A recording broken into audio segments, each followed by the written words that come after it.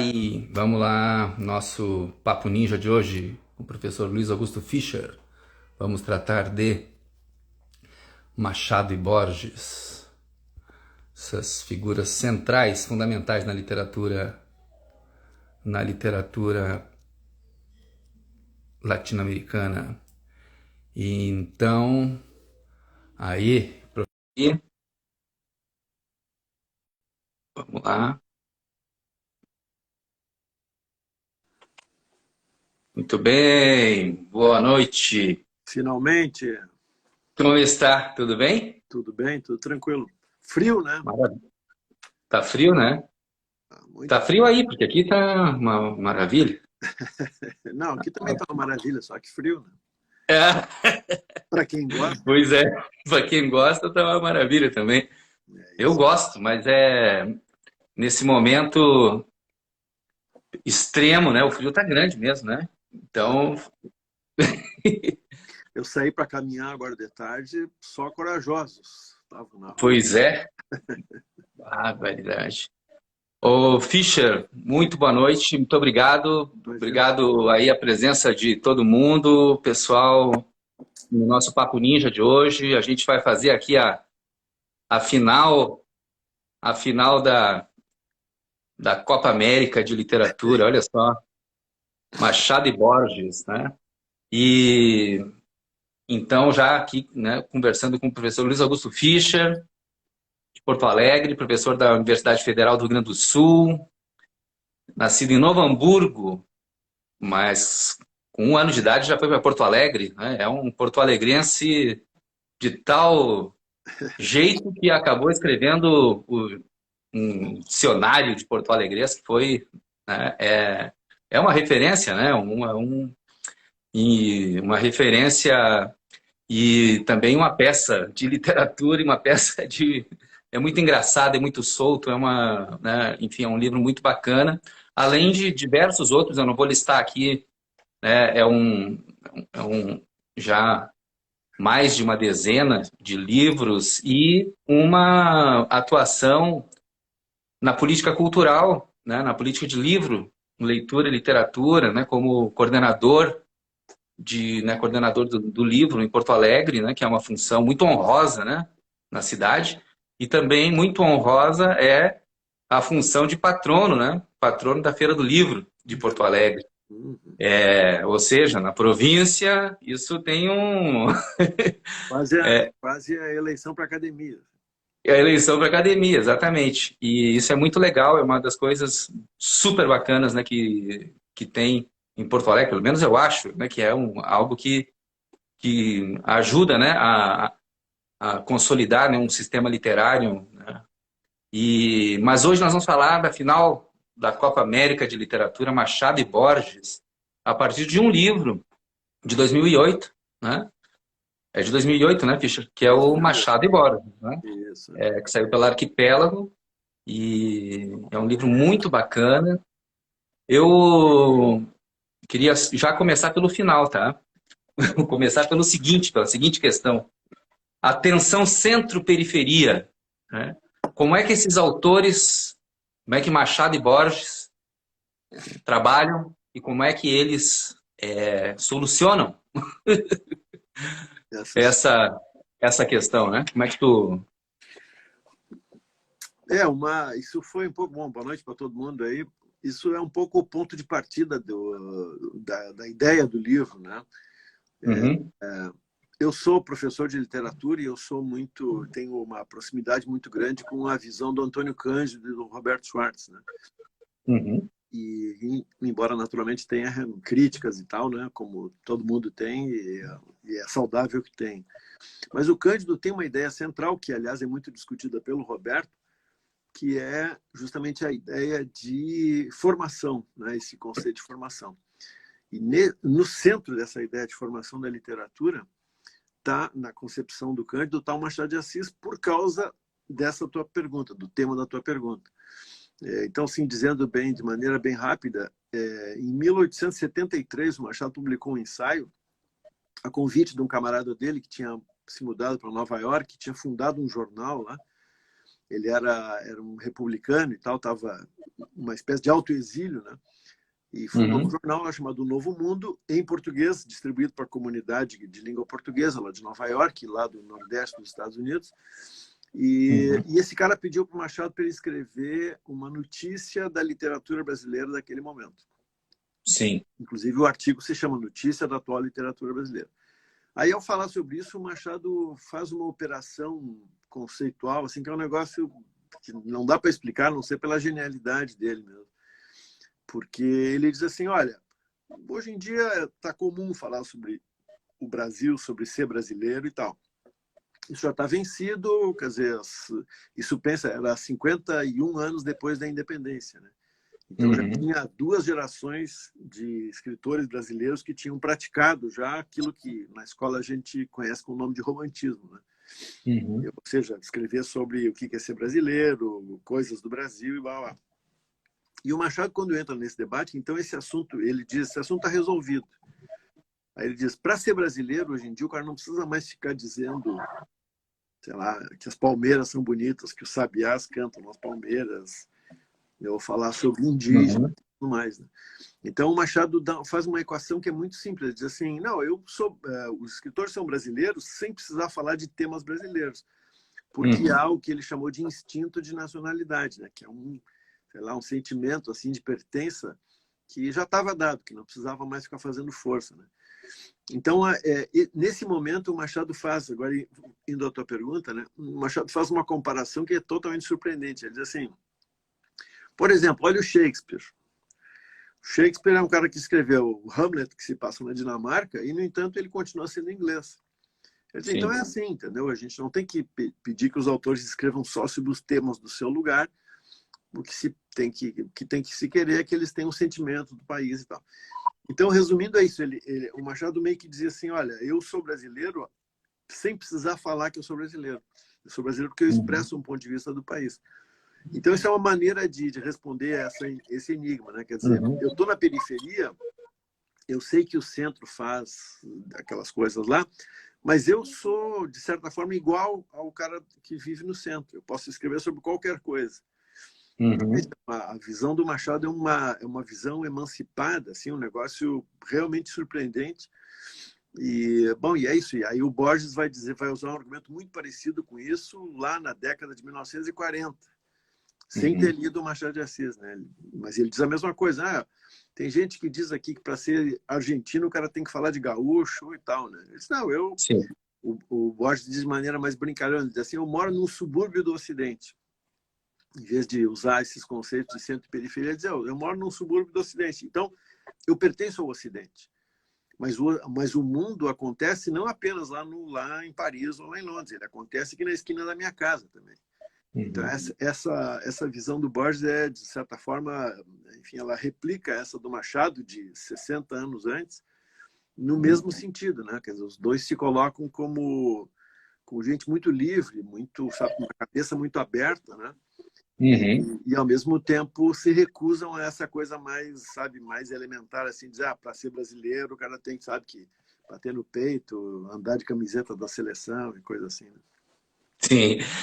Vem cá, tu começa o artigo principal do livro, né? Falando aí sobre um pouco assim, né, essas histórias pessoais, né? Que são bem diferentes, né? Fala um pouco sobre isso. Quase não pode ser mais diferentes, né? Porque no sentido da trajetória social, né? O Borges é um sujeito que vive... Bom, primeiro tem um abismo de tempo entre eles, né? O Machado é nascido em 1839 e o Borges podia ser neto dele, né? O Borges nasce 60 anos depois dele. E o Borges nasce numa família não de muito dinheiro, assim, mas de muita tradição, uma família estável, que tinha antepassados, enfim, generais que fizeram grandes batalhas. Participou da história a família participou da história da Argentina, né? Então... Exatamente. E o Machado não. O Machado era neto de escravos alforriados por parte de pai e era filho de uma moça, uma imigrante pobre dos Açores. Então, é isso. Ele era um brasileiro, entendeu? Um mestiço do ponto de vista étnico, né? E nasceu muito pobre. O pai e a mãe trabalhavam numa casa senhorial, né, que ficava ali no Morro do Livramento, no Rio. E, enfim, é isso. O Machado teve pouco estudo formal, né? E precisou se inventar sozinho, precisou aprender latim, francês, enfim, aprender a escrever e tudo, sei lá. É uma coisa de um Sim. sujeito muito obstinado. Ao passo que o E Borges... o Borges, o George, né? Isso, o Borges falava inglês em casa, né?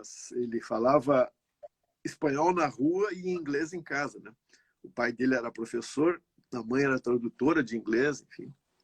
Então é Sim. outro. Depois ele estudou o equivalente ao ensino médio na Suíça.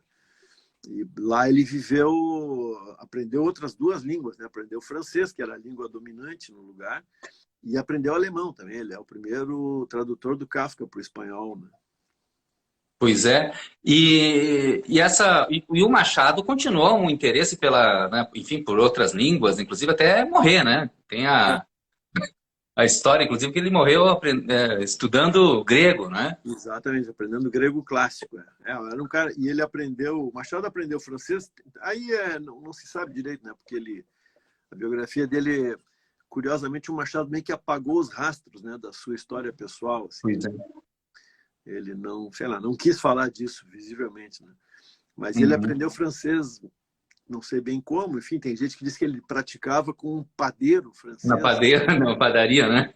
Depois, aí pelos 18, 19 anos, ele teve contato com um cara muito importante, que eu imagino que tenha sido um cara importante para formar a cabeça dele, que era um francês republicano chamado Charles Ribeyrolles, que tinha, Uhum. enfim, era exilado francês, estava aqui, estava aí trabalhar como fotógrafo francês também.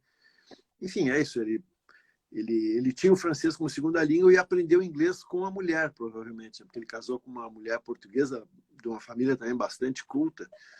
E, Sim. ao que tudo indica, foi ela que o iniciou nos mistérios da literatura de língua inglesa. Uhum. Tem uma outra coisa assim que é bem importante também, que é esse entorno, né? Essas circunstâncias, o próprio, na diferença entre os países, né? O Brasil e a Argentina, né? Uma Argentina que o próprio, enfim, o Machado conheceu o Sarmiento, né? Isso. É o cara que, que colocou quase uma biblioteca por município, né? Na Argentina. E, O enfim, fala um Uruguai, pouco sobre esse, falar um pouco sobre essa coisa essa contextualização da diferença, né, da ilustração, digamos, ah, nesses dois países, né, nesse momento, é um nos abismo momentos, também, né?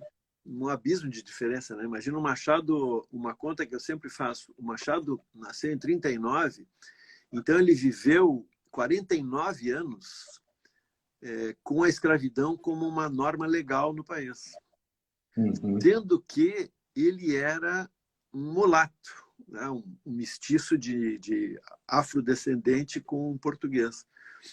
E num Rio de Janeiro que tinha uma grande quantidade de escravos urbanos. uhum. Então, ele mesmo tem um conto famoso, né, bem do fim da vida dele, chamado Pai contra a Mãe, Sim, em que belíssimo, né? trágico, assim, né, um sensacional conto, mas enfim, que um pouco ele dá essa notícia, assim, de que era possível o sujeito andar na rua e tu não saber se ele era escravizado ou não, porque pela cor da pele ele podia ser tanto um homem livre, quanto ter sido um liberto, quanto já ser filho de cidadão livre, quanto ser ainda escravo. Um escravo que trabalhasse Uhum. na rua, né, como se chamava o escravo de ganho. O Machado viveu assim, o Rio de Janeiro, a gente não sei se os nossos ouvintes aí, participantes sabem, mas enfim, o Rio de Janeiro antes de 1870 era uma cidadezinha muito muquirana, entendeu? Tinha muito pouca diversão, a primeira biblioteca boa mesmo, além da biblioteca portuguesa, né, que ficou Nacional. aqui, mas que não era acessível, foi o Gabinete Português de Leitura, que é lá dos anos 1870, né? Enfim, não tinha escola pública para... Enfim, o Rio de Janeiro tem o primeiro censo brasileiro, que é da década de 1870, dava que a corte, né, o município do Rio de Janeiro atual, era o lugar onde havia mais alfabetização e apenas um quarto das pessoas sabia ler e escrever. Um quarto. Sim. No Rio de Janeiro, que era o lugar que mais tinha gente que sabia ler e escrever do Brasil todo. Então, enfim, era um mundo assim deplorável do ponto de vista de acesso à cultura, acesso à educação, né? E é isso. Na verdade, assim, a República alterou bastante esse quadro porque ofereceu muito mais escola e tal, mas, por exemplo, a República não fez nenhuma política de reparação para os escravizados que foram libertados ou para os seus descendentes, né? Então, não ofereceram escola, não fizeram uma boa reforma agrária, não Sim. fizeram, enfim, uma política de emprego, nada, né? Então, mas mesmo assim a República ainda melhorou. Aí, ao contrário da Argentina. Então, quando o Pois Borges é. nasce, né, quando o Borges nasce no final de 99, como tu lembrasse aí, tu já tem 20 e poucos anos de uma política educacional muito democrática, dá para chamar, né? Por causa do Sarmiento, esse presidente, que era um letrado e tal, que colocava, ele tem lá um dado de isso, né? Sempre tem uma escola acessível para a criança poder chegar a pé na escola, isso tanto nas cidades grandes quanto em cidades pequenas, biblioteca, um sistema de formação muito bom. A primeira escola normal para formar professores e tal, primários, foi em Buenos Aires também, né? Então, tinha toda uma política de integração das massas, digamos, ao mundo moderno. E mesmo quando o Borges nasceu, em 99, logo depois, assim, nos primeiros 20 anos do século XX, teve uma imigração muito forte, né, de italianos, espanhóis e tal, Sim. para Buenos Aires, especialmente, né? Mas mesmo essa gente depois começou a ter escola e tudo para aprender espanhol, para aprender, enfim, a ler e escrever, né?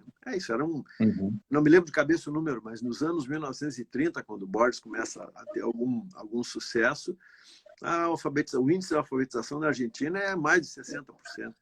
Então Pois é, essa diferença é muito importante, né, até para a gente pensar em termos de sistema literário, né? Autor, obra, público. Ou seja, o sistema literário brasileiro, um déficit de ilustração, né? Enfim, na época do Machado nem se fala, né? Mas isso segue adiante, né? Ele continua, né? E tu tem enfim, no teu texto também tem uma coisa importante, a longevidade, né, do trabalho, da obra deles, né? O quanto isso absorve, reflete e critica e moderniza, né? Tanto o Brasil quanto a Argentina, né? É muito profunda a participação, né, digamos assim, tanto do ponto de vista, não é só do tempo, né, mas como acaba formando, né? E modernizando, digamos, as literaturas, tanto no Brasil quanto na Argentina, né? Porque eles representam, além de terem uma obra, os dois têm uma obra muito vasta, isso é importante também, né? São Sim. caras que tiveram muito tempo de vida. O Machado morreu com quase 70 anos, né? Para a geração dele, isso era muito. O Borges morreu com 80 e muito, né? 84, né? 81. É, Acho mais até. não me 86. lembro de cabeça agora, mas é 80 e tantos. Portanto, os dois puderam produzir uma obra, enfim, muito grande, muito significativa, tiveram tempo de revisar, de republicar livros, né? Isso é um negócio assim, se tu pensar, tem vários escritores que morrem, sei lá, eu com 40 anos, 50, mal publicaram os primeiros livros, né? Bom, mas enfim, a primeira coisa é essa, eles escreveram muito, duraram muito tempo e passaram por processos muito profundos de mudança, né? Então, e sendo inteligências muito fortes, como eram, né, eles individualmente, eles conseguiram acompanhar esse processo com, sabe, enxergando assim as engrenagens dessas mudanças. E, curiosamente ou não, enfim, talvez nem seja a curiosidade, mas, enfim, nenhum dos dois é muito entusiasmado com as modas, né? Nem com as modas literárias, nem com as modas políticas. Então, é um pouco assim como se eles se colocassem um pouco de parte, assim, né? Um pouco longe do fluxo principal, talvez justamente para poder observar esse fluxo, né? Então, o resultado é esse, que com o tempo, com a sucessão das gerações, a gente volta a ler o Machado, volta a ler o Borges e diz, porra, o cara entendeu um negócio aqui que, vou te dizer, né? E isso sem ter seguido a moda, né? Quer dizer, tipo assim, o Machado, quando o Machado ficou, sei lá, quando ele tinha 40 anos de idade, apareceu a moda do realismo, o naturalismo. E Pois é. o Machado não gostava daquilo, né? O Carlos Fuentes, né, fala exatamente sobre isso, né, sobre digamos, essas duas grandes fontes assim do romance, né, La Mancha, né, e Waterloo, né, não é isso, né? E essa essa corrente que, na verdade, vai se acender na América Latina, não no lado espanhol, mas no lado brasileiro, né, português, brasileiro, com Machado, né? Machado inclusive ele tem aquele artigo que é né, aquele ensaio, né, que é Machado de la Mancha, né? Nesse sentido que é muito interessante, né? Como eles são críticos ao realismo né, à sua maneira, mas também se encaixam, né? Eles fazem tem uma diferenciação, claro, né? De tempo e enfim, de tudo, mas os dois estão nessa tradição, de alguma maneira, uma tradição de incômodo, né, com o realismo, né, com o realismo, enfim, que ingênuo ou enfim, né, e isso dá uma alavancada nas duas literaturas, né? É, Tô é, certo, professor? Não. sim, 100%. O Machado, ele tem um famoso debate com o Eça de Queiroz, né? Em que esse assunto Sim. aparece muito nitidamente. Ele leu O Primo Basílio, que é um livro que fez muito sucesso e tal, sei lá, segundo ou terceiro livro do Eça, e aí ele diz, não, tudo bem e tal, mas não me convence essa história, né? O Machado diz. Ele, assim, simplificando eu agora, né? O Machado diz que ele achava que os personagens tinham que ter mais psicologia. A palavra não era essa que se usava, né? Ele dizia assim, a Luísa, o fato de a Luísa, a personagem do Primo Basílio, o fato de ela trair o marido e tal, isso tudo bem, isso acontece e tal, isso já tinha outros registros literários. Mas aí diz o Machado assim, ela pode trair ou não trair, o que me interessa é que o que acontece com ela venha de dentro dela. Uhum. A expressão que ele usa é assim, por favor, dê-me a sua pessoa moral. Como ele diz, né? Porque, enfim, o simples fato de tu dizer que ela traiu e contar em Sim, detalhes claro. realistas e tal, é uma coisa banal, né? E, aliás, tem uma passagem aí que eu acho legal, Jefferson, que é a seguinte, o Machado bronqueia, porque tem um momento em que o Eça está contando a história tem uma cena de rua, e ele fala de uma carvoeira, que era a mulher que vendia carvão na rua, porque as casas eram aquecidas com carvão, né? Queimavam carvão dentro de casa e tal. E aí o Eça diz assim, a carvoeira com a sua gravidez bestial. Ele usa esse adjetivo, bestial. E o Machado diz assim, bestial por quê? Só essa pergunta, bestial por quê? Como se ele dissesse assim, só porque ela é pobre, né? Porque essa era a visão, digamos, trivial do realismo. Era dizer, o pobre é como um animal. O pobre está submetido aos seus instintos. Claro.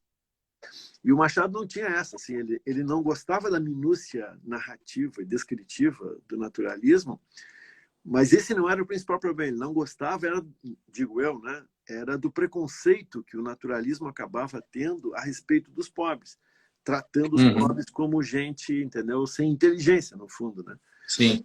E o Borges tem uma Mas coisa... ainda tendo a herança desprezada do Cervantes, né, do Kundera, lá na Arte do Romance, daquele livro maravilhoso. Mas exatamente essa questão dessa herança desprezada, né? Como tu aborda isso ali, né? Esses dois autores têm uma relação com essa herança desprezada, né? Do Cervantes. Tem em mais de um nível, né? Porque, enfim, Sim. o Machado, sabe que tem vou puxar a brasa aqui para a nossa picanha, aqui para a nossa costela gaúcha. Aqui.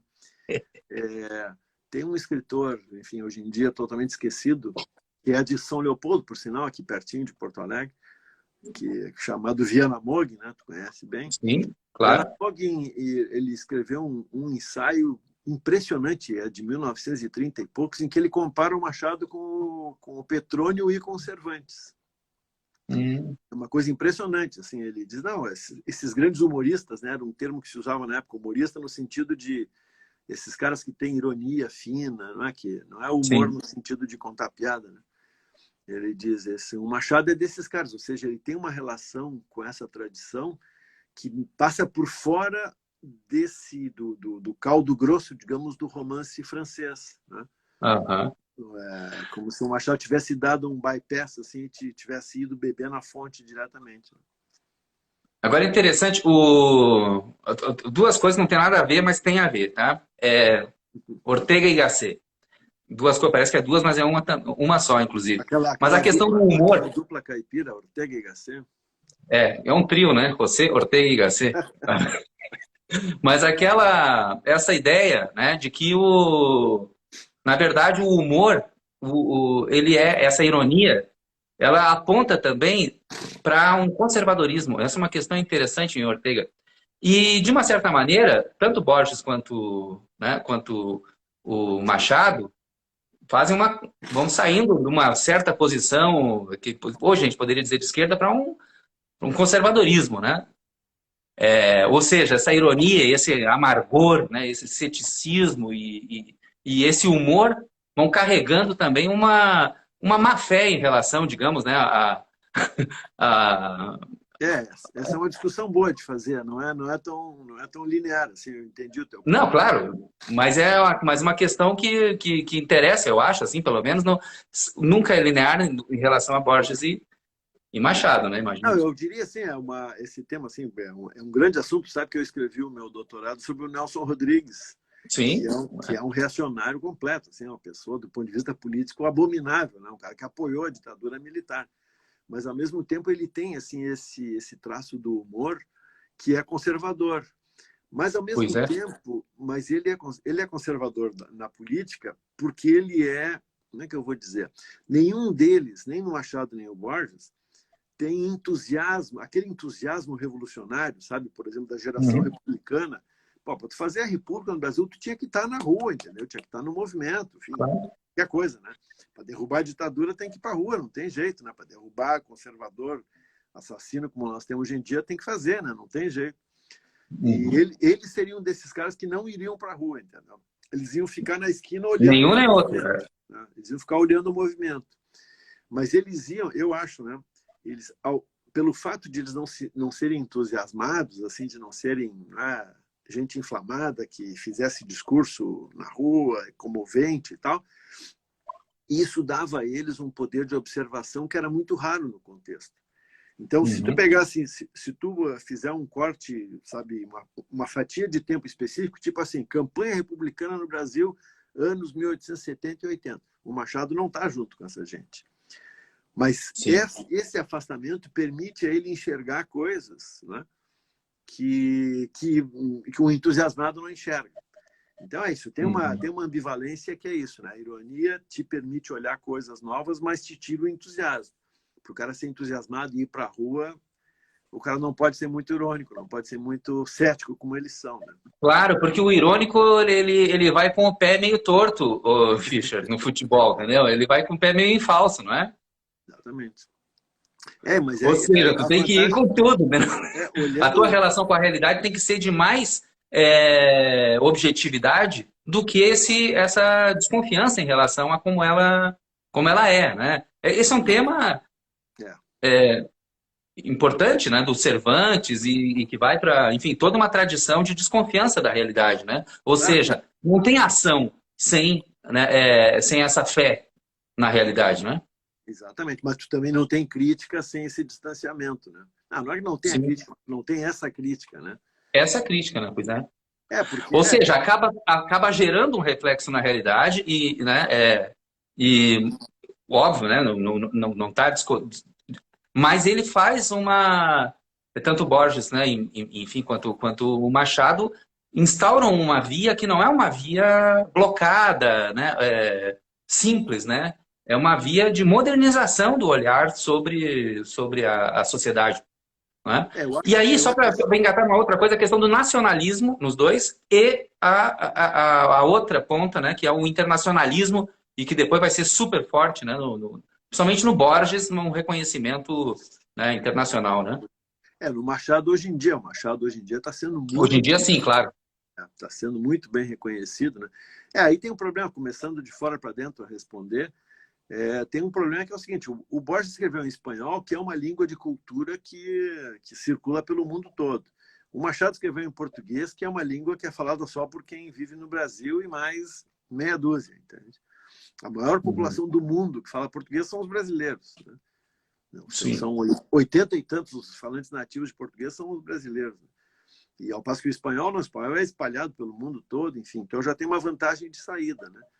E, bom, o Machado é mais, por outro lado, o Machado na época do Machado, ele foi muito mais experimental do que o Borges na sua época. embora os dois sejam bastante inventivos, né, na forma. Mas pensa, Sim. quando o Borges apareceu, tu já tinha o Kafka, tinha Virginia Woolf, tinha o James Joyce, tinha uma porrada de gente, né? E o Machado não, o Machado tá inventando um troço assim no deserto, né? Mas, bom, voltando à tua questão, né, Uhum. do nacionalismo e do internacionalismo. O ponto é que os dois rejeitam o nacionalismo. Tá? Uhum. Os dois olham para o nacionalismo e dizem, não, isso é uma coisa que limita muito os repertórios e a perspectiva, né? E os dois se alinham com essa visão assim entendeu? De olhar para a condição humana, digamos.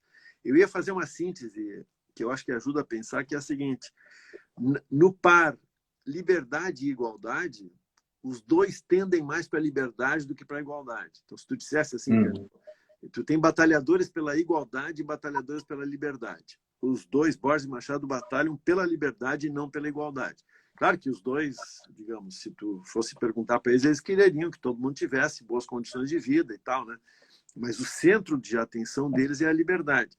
Então, em contextos de autoritarismo, a posição dos dois, digamos, ela tem um incremento na parte esquerda, né?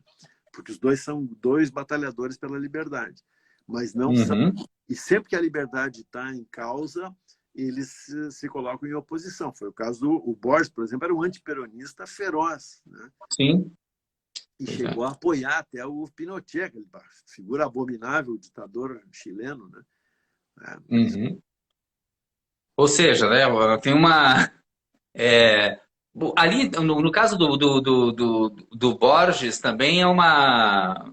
Tem um monte de coisa, uma questão pessoal do cara ser demitido e cuidar de enfim, de um departamento que nada a ver com a sua, né, enfim, com a sua perspectiva mais literária e Claro. intelectual, né?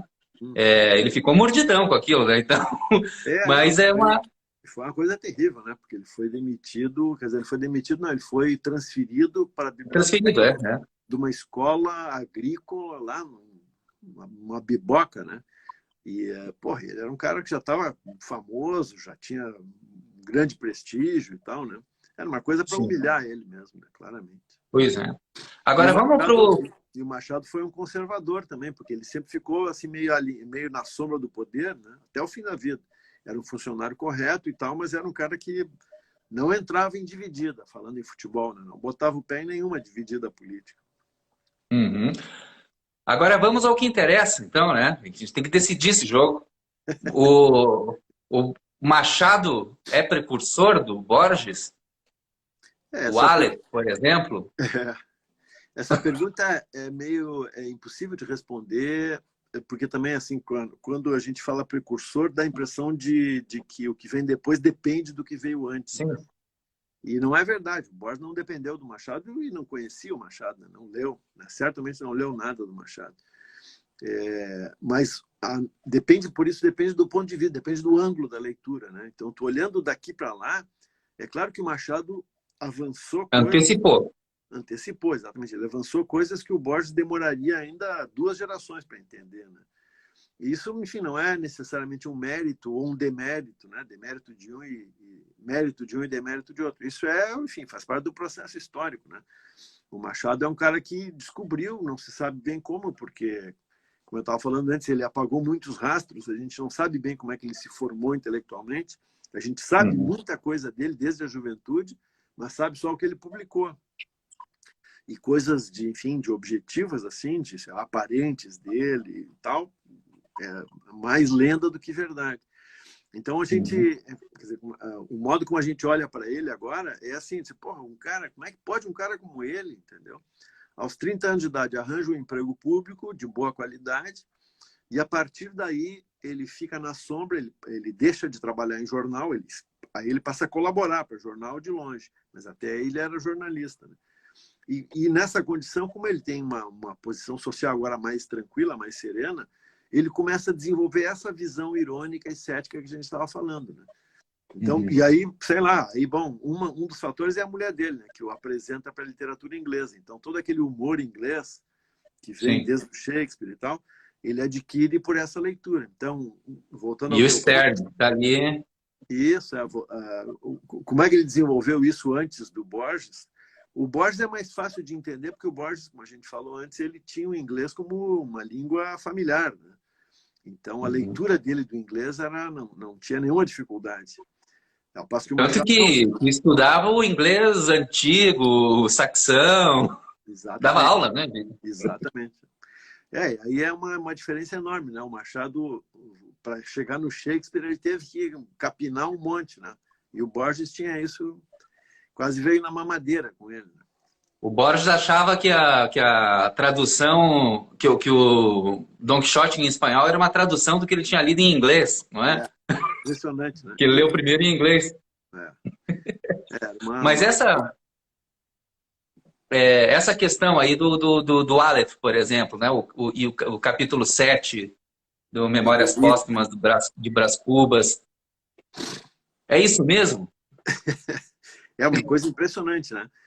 Não, é muito parecido, né? É muito parecido. Tem muita coisa de parecido entre os dois que, no fim, assim, contando um pouco de trás para diante, eu comecei a pensar nesse artigo porque eu comecei a ver muita semelhança entre os dois. De repente eu Uhum. lia um texto, sei lá, lia um conto do Machado que fazia uma estrutura assim, de repente o cara dormia, mas eu não dizia claramente que dormia, daí acontecia um monte de coisa. E aí depois eu li um conto do Borges e pô, mas aqui também tem um troço desses, né? Que é o Uhum. conto O Sul, né? Que o cara pega um trem e tal. Sim. Essa do Aleph, por E exemplo, os dois sofreram uma crise de uma doença também nesse, não é? crise de doença foi, exatamente. Não, tem um monte de semelhanças. E aí foi isso. Eu não procurei explicar nada do tipo, sei lá, uma metafísica qualquer, né? Eu só fui ajuntando essas semelhanças. Uhum. E isso talvez até tenha, daqui a um tempo seja possível demonstrar que isso tem uma causa até orgânica, né? Porque dizem que tem a ver, médicos que conheceram Machado em vida ainda diziam que ele tinha epilepsia, né? E Sim. dizem que a epilepsia, quando ela dá alguns ataques, enfim, quando ela aborda o sujeito tem umas visões mesmo, né? Visões no sentido assim, Sim.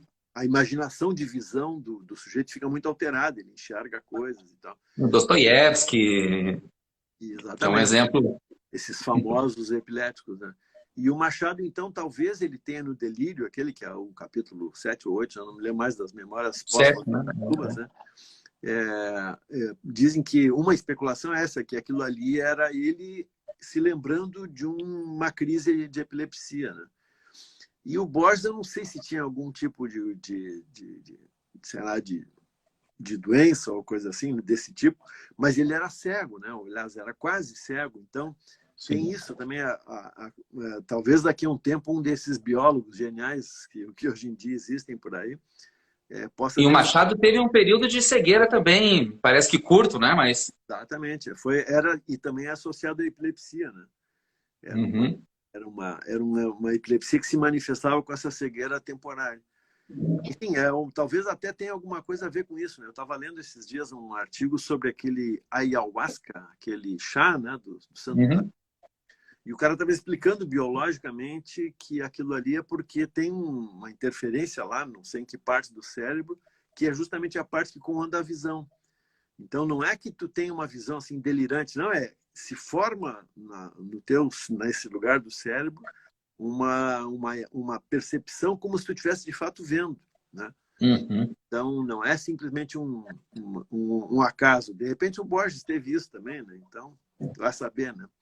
E a outra coisa que eu apontei também é isso, até na biografia dos dois, né? Os dois não têm nenhuma sensualidade na literatura deles, né? Sim. É uma coisa muito notável isso. Não tem mulheres sedutoras na obra deles. No Machado até tem um pouco, né? No Machado tem um pouco Sim, de e tu encantamento. aponta inclusive a Emma Zuns lá como uma figura tipo, né? Não como uma personagem realmente sedutora, mas, né? Uma cena famosa de sexo no Borges é esse conto, a Emma Zuns, que é uma cena horrível, que a mulher se degrada para fazer o sexo, né? Para poder culpar o ex-patrão dela, né? É impressionante, né? Agora, a recepção do Borges, né? Que foi uma coisa absurda, né? Os franceses aí, Blanchot, Genet, enfim, aí depois Foucault, colocou, né? As palavras e Isso. as coisas, abre as palavras e as coisas dizendo que, enfim, né? E toda essa piração, né, que acabou virando assim nessa virada, né, digamos, né, da a saída do estruturalismo para o pós-estruturalismo, né, para toda essa discussão sobre identidade, sobre sujeito, sobre, né, o que o Borges leva adiante, né, e acaba, obviamente, né, virando uma grande referência na filosofia, uma grande referência no pensamento, né, do final do século. Mas assim, a questão que eu queria colocar é que, além disso tudo, tem uma outra que é a questão da virada, que é a questão da poética do leitor, né? Essa saída do autor para o leitor, que vai influenciar, enfim, Ítalo Calvino, influencia Humberto Eco, influencia, né? E que o Monegal fala lá naquele seu livro super bacana, Poética da Leitura, mas que já está também no Borges, né? Ou seja, tá lá essa poética da leitura, de uma certa maneira, esboçada. Ou estou errado, ô Fischer? Não, eu acho que sim. O Borges, ele foi assim, também é preciso separar ele, porque na verdade o Borges que foi traduzido, o Borges que fez sucesso na França foi um Borges, né? Não foi todo o Borges. Sim. Foi esse Borges, justamente esse que argui a posição do autor, né? Que falseia a posição do autor, que borra os limites entre a ficção e o ensaio. Quer dizer, foi esse Borges, digamos, vanguardista, mas do ângulo francês, especificamente, né? Uhum. E ele converge com essa visão da morte do autor e tudo desses, né, do Foucault e de outros, né? Mas eu sempre gosto de dizer assim que esse é um Borges, né? Porque tu tem um outro Borges, tu olhando o Borges a partir da sua juventude, esse Borges pós-moderno, digamos, Sim. ele é um segundo passo, um segundo momento, né? Porque o Borges, para chegar lá, ele tem todo um processo que é Saiu todo o gauchismo do... Exatamente. Toda a adesão dele à miuçalha da cidade de Buenos Aires, o armazém da esquina. Ele tem uma adesão assim às contingências imediatas, que, enfim, olhando do fim para o começo, dá para ver que ele já estava ali também sacando algumas coisas, né? Mas, enfim, voltando à tua pergunta, esse Borges, que é visto como alguém que antecipou esses conceitos, né, que o estruturalismo e o pós-estruturalismo discutiriam, enfim, apresentariam, esse Borges é um ironista também, né? Então, sempre que eu leio esses comentários, tipo assim, o comentário do Foucault nas Palavras e as Coisas, né? Ele fica fascinado com aquela coisa, né, os animais que aparecem numa certa enciclopédia chinesa, não sei o que. Chinesa. Taxonomia. O Borges adora fazer essas brincadeiras lógicas, né? Tipo assim, aquele conto dele dizendo que tinha um país lá no Oriente que tinha desenvolvido tanto a arte de fazer mapas. Do rigor da ciência. Que tinha feito um mapa que coincidia exatamente com o tamanho do território. Sim. Isso é uma brincadeira lógica, né? Porque justamente a ideia do mapa é uma ideia de representação. Se faz um mapa do tamanho do território, não faz sentido, é um paradoxo, né? Sim. Tem um cara, sabe, que tem um cara que eu gosto muito, um professor... que a fonte do Borges é o Zenon, né? Que é o filósofo do paradoxo, né? Mas ele gostava também dos lógicos ingleses, daqueles matemáticos, sim, Bertrand Russell e tal, né? Claro. Tem um cara que escreveu um livro chamado Borges e a Matemática, que mostra como o Borges gostava desses paradoxos lógicos. E ele ficava isso, do Zenon e tal. Sei lá, de qualquer coisa, assim, tipo, o negócio do livro de areia, aquele conto do livro de areia. Que é um cara que compra um livro, aí o cara que está vendendo o livro para ele diz assim, experimenta abrir na página tal, tá? Aí depois fecha o livro assim, abre na mesma página. E aí não era mais a mesma página. Não, é mais a mesma. Então, tenta achar qual é a primeira página, entre a capa e a primeira página. Aí o cara abria e sempre tinha mais uma ali no meio, né? Isso é uma brincadeira lógica, né? Porque aquela história de tu dizer que entre o 0 e o 1 tu tem infinitos números. Sim. Né? Pode dividir por 2. E é precursor da internet, não é? Exatamente. Exatamente da questão da cultura digital, do binário entre 0 e 1, né? Mas isso que eu ia dizer assim, é que eu acho que os franceses, eles levam a sério esse negócio como sendo uma crise da civilização. E a impressão que eu tenho é que o Borges, nesse sentido, ele é mais inglês, entendeu? Ele é mais Ele é muito menos Bertrand Russell. metafísico. Ele é muito menos Mais metafísico. Berkeley. Exatamente. A visão dele é uma visão mais ironista, entende? E ao passo que os franceses, com esse fascínio pelo conceito e tal, né? Eles já ficam elaborando. Então, o Borges entrou muito bem assim nessa recepção. Mas a impressão que eu tenho é que o Borges daria risada disso, entendeu? Não sei. Sim. Eu, como leitor, acho que ele não levava tão a sério isso. Sim. Olha só, a gente está indo para o final já, porque às 8 horas começa próximo Papo Ninja. Mas o seguinte, esse tema, né, Machado e Borges, eu quero saber se ele termina no 1-0 ou 0-0 ou 1-1, como é que termina? Porque assim, a gente já teve, né?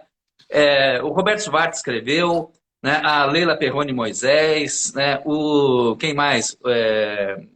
Enfim, é uma infinidade é um interesse muito grande nessas duas grandes figuras, né, da literatura brasileira e argentina, né? Do lado de lá, o Emir Rodrigues Monegal, né, o Carlos Fuentes, ou seja, e todo mundo muito elogioso. Né, no caso do Carlos Fuentes, então, super elogioso ao Machado, né? Ou seja, nós temos aí gol de todo lado, professor Fischer. Como é que a gente fica nessa final, na final da nossa Copa América de Literatura, hein? Eu acho que dá uns 5-5, mais ou menos. Vai para os pênaltis, não tem jeito. Não tem jeito, né? Porque... dá para fazer algumas contas, do tipo assim, o Borges não escreveu nenhum romance, o Machado escreveu 10 romances. Isso é uma superioridade, não dá para negar, né? Agora, o Borges escreveu muito mais ensaios. O Machado foi muito mais econômico. O Machado não penetrou muito nesse gênero magnífico que é o ensaio, né? E o Borges, enfim, nadou de braçada nesse universo, né? Nesse mar do ensaio. Então, dependendo do ângulo do recorte, né? O Machado publicou 200 e não sei quantos contos, 10 romances, uma cacetada de poema, crônica, tal, né? Agora, o Borges tem essa coisa de ter sido... Tem um ensaio muito bonito de um sociólogo da USP chamado Sérgio Miceli, que ele tem um ensaio dele sobre o Borges muito bacana, em que ele fala do Borges como tendo escolhido os gêneros de maior prestígio para as elites na geração dele, né? Então, ele começou escrevendo só poema e ensaio. E depois é que ele começou a escrever contos, né? Mas nunca escreveu romance. O Borges achava o romance, a forma romance, uma coisa muito vulgar, né? O Machado escreveu romance, os 4 primeiros romances são relativamente simples, mas os outros são, meu Deus do céu, são vanguarda pura, assim, né? Então, dependendo do ângulo, vai ter uma vitória para um lado ou para o outro, mas é clássico, daqui você nunca sabe o que vai acontecendo. Clássico é clássico e vice-versa, né? Mas assim, ó, o Fischer, tu acha que a recepção assim do Machado está avançando, está crescendo? Só para a gente ir terminando aqui a nossa conversa de hoje, como é que está essa... Vamos fazer assim, fazer um VAR aqui, ó, puxar um pouco a conversa para o nosso lado aqui da literatura brasileira. No mundo de língua inglesa, o Machado está crescendo muito, muito mesmo. Ele foi elogiado pela Susan Sontag e tal, pelo Harold Bloom, e aí mudou o patamar da recepção dele, né? Em francês ele tem uma boa circulação já, mas curiosamente ele em espanhol não é muito lido, tirando, claro, esses grandes, tipo Carlos Fuentes, né? Mas ele não é uma leitura muito corrente, eu não saberia muito explicar por que não. E ao passo que o Borges aqui, eu acho que também ele é lido assim de maneira muito, sei lá, mais folclórica, né? Sei lá, eu tenho a impressão de que a gente devia ler mais o Borges, mas o Machado, no mundo hispânico e no mundo hispano-americano, eu acho que ele não é muito prestigiado, não. Claro. Bueno, olha só, na próxima semana, só para dizer que é o seguinte, gente, ó, a gente vai ter aqui a Manuela Dávila, nós vamos falar sobre o clube de leitura da Manuela, vai ser uma conversa bem bacana e é mais um dos nossos Papo Ninja de literatura, todas as quintas-feiras, Fischer. Às vezes a gente não consegue fazer na quinta, semana passada a gente fez na sexta-feira com o Tabajara Ruas, mas a gente discute o sistema literário, a gente discute não só a literatura do ponto de vista do nosso interesse, claro, é a escrita criativa, né, a criação literária, eu quero dizer, do nosso interesse mídia ninja na literatura, é mais do que a perspectiva dos procedimentos, etc. Mas a gente quer saber, né, quer centrar muito nessa questão criativa, né, técnica e expressiva, mas sempre com essa discussão também sobre o ambiente literário brasileiro, né? A gente já teve aqui conversa sobre política de livre leitura, né, políticas que vão exatamente gerando, Fischer, esse ambiente, né, que tu sabe que é muito importante. Não adianta fazer literatura sem ter leitor e sem ter, né, uma perspectiva positiva, inclusive, da literatura na sociedade, né? Então é isso que a gente faz aqui no nosso Escritas Ninja, né? No nosso Papo Ninja. Então, olha só, um forte abraço para ti, muito obrigado. Valeu. Viu? E mais adiante, eu acho que a gente precisa conversar sobre uma coisa que é o Brasil moderno. Ano que vem a gente tem aí, né, 100 anos da Semana de Arte Moderna e acho que é uma discussão bem importante esse Brasil arcaico barra moderno, como é que ele é, sabe? Que legal. Eu sei que tu trabalha, né? Estou com um livro aí para sair na virada do ano sobre esse assunto. Pois é, olha só, que maravilha. Então, queridos e queridas, beijos e beijas a todos e até a semana que vem. Muito obrigado, Fischer. Valeu. Abração. Até a semana que vem.